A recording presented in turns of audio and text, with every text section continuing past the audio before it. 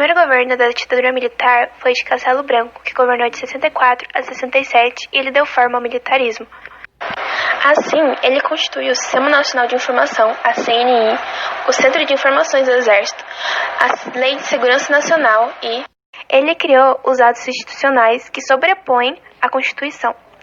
O AI-1, ele consiste em dar os poderes máximos ao presidente, inclusive de alterar a Constituição sem consulta ao Congresso e de cassar mandatos e direitos políticos de quem considerava uma ameaça à segurança nacional.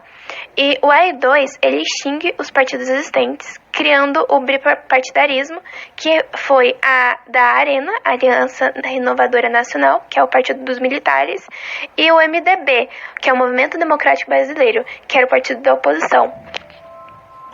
Bom, esse ato atribui à justiça militar o julgamento de civis acusados de crime contra a segurança nacional. Já na AI-3, ele estabeleceu as eleições indiretas para os governadores, o que dava uma sensação de falsa democracia. Também deu frente ao Programa de Ação Econômica do Governo, que era o PAEG, que tinha o objetivo de corrigir graves erros da economia brasileira. E também, no ato do seu mandato, o AI-4, que foi elaborado em dezembro de 1966, ele exclui a Constituição de 1946, dizendo que foi emendada tantas vezes que se tornou descaracterizada, e ele criou uma nova Constituição militar, que vigorou a partir de 24 de dezembro de 1967. Após o fim do governo de Castelo Branco, veio de Costa e Silva, que governou de 67 a 69, e seu governo foi o de maior violência e repreensão. Como já havia se passado anos da ditadura, a população começou a fazer maiores manifestações ao regime e, como já tinha a nova Constituição em vigor, o presidente aumentou o controle do poder executivo sobre o legislativo e o judiciário.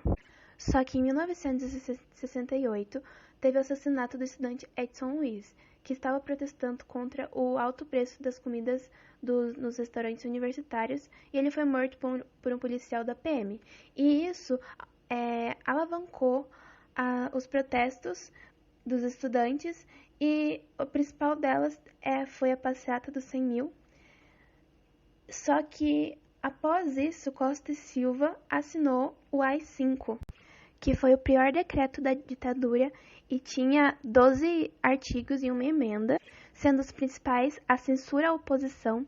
Ele impediu o acesso às informações do governo e suspendeu o habeas corpus, ou seja, não podia mais pedir ajuda a um advogado e estava totalmente a critério da polícia.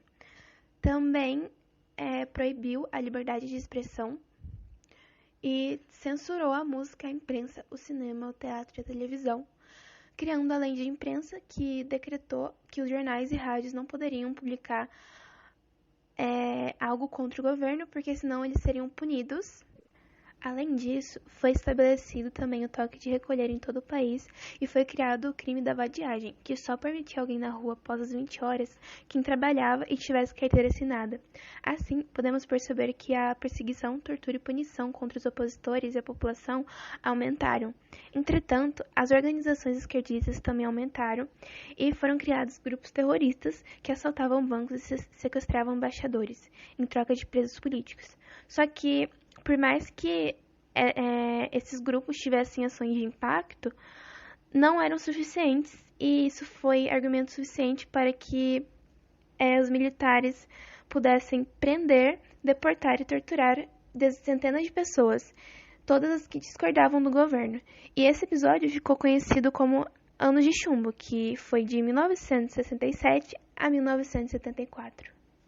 E além disso, em 1967, também foi criado um movimento de escrever músicas nas entrelinhas, que ficou conhecido como Movimento Tropicalista. Tinha como principais líderes Caetano Veloso e Gilberto Gil, que era uma reação política e cultural a toda a censura e ao conservadorismo.